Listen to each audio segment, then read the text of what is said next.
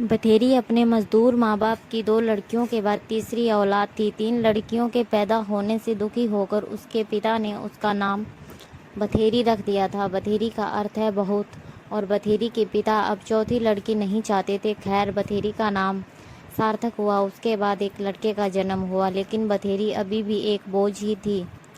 जब बथेरी 6 वर्ष की हुई तभी उसका पिता मर गया। पिता की मौत के बाद घर में अब उसकी माँ कमला और दादी रज्जो ही थे, जो उन चारों भाई बहनों का भरण पोषण करते थे। बथेरी की दादी बथेरी को आज भी बेटे के मौत से ज़्यादा दुख ये था कि बथेरी का बाप अपने पीछे 3 लड़कियों को छोड़ गया। वो अक्सर कहा करती थी कि खुद तो मुक्ति पा ली, अब पता नहीं मेरा बुलावा कब आएगा, भगवान इस नर्क से मुझे मुक्ति देगा। बथेरी ने लड़की होने के कारण अपनी पूरी जिंदगी अपने परिवार की घृणा और दुत्कार ही सही।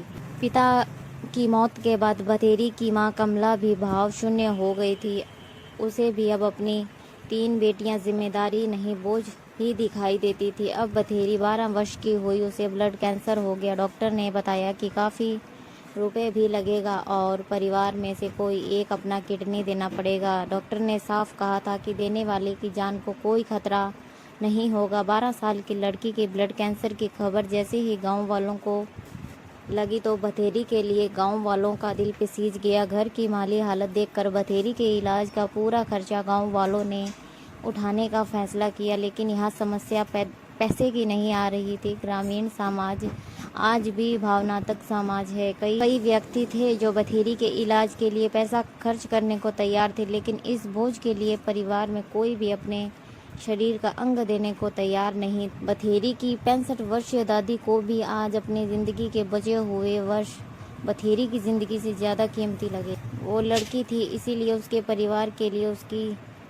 जिंदगी बोझ थी। अपनी बीमारी से घुटती बथेरी आज मर चुकी थी। घर पर काफ़ी लोग जमा थे। सब बथेरी की माँ और दादी को धीरज बंधा रहे थे और उनकी गरीबी को कोस रहे थे। आज मृत बथेरी का चेहरा शांत था। उसने अपनी ज़िंदगी में बस अपने परिवार की दुत्कार ही सही थी और बाद के कुछ समय बीमारी की पीड़ा, लेकिन आज वो शांत लग रही थी। क्या इच्छा रही होगी उसके अंत समय में। एक बार उसे कहते सुना था कि माँ आदमी मरने के बाद अलग अलग रूप में जन्म लेते हैं, कुत्ता, कीड़ा, चूहा या पालतू पशु। माँ, मैं तो पालतू पशु या कीड़ा बन जाऊंगी पर आदमी ना बनूं।